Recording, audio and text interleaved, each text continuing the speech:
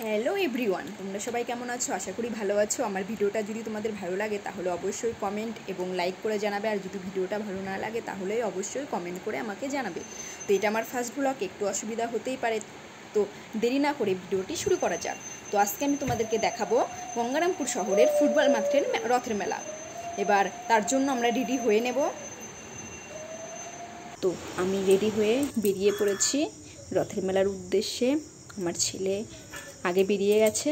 তো এবার আমরা রাস্তার দিকে যাচ্ছি। যেতে যেতে দেখি রাস্তায় অনেক টোটো যাচ্ছে, কিন্তু টোটো অনেক ভিড় ছিল, তো কোনো মতেই টোটো পাচ্ছিলাম না। তারপরে টোটোতে উঠলাম, উঠে যাচ্ছি। তোমাদেরকে কালীতলা দেখাবো। কালীতলা এই যে এখন ব্রিজ পার হচ্ছি।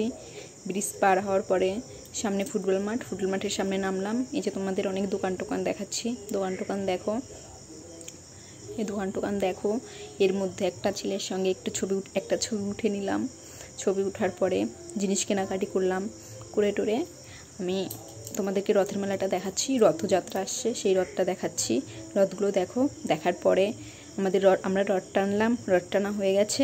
এখন আমরা একটা শাখার দোকানে যাব। আমার শাখাটা নষ্ট হয়ে গেছে, ওর জন্য একটা শাখা পরতে যাচ্ছি। শাখার দোকানে গিয়ে শাখাটা পরলাম।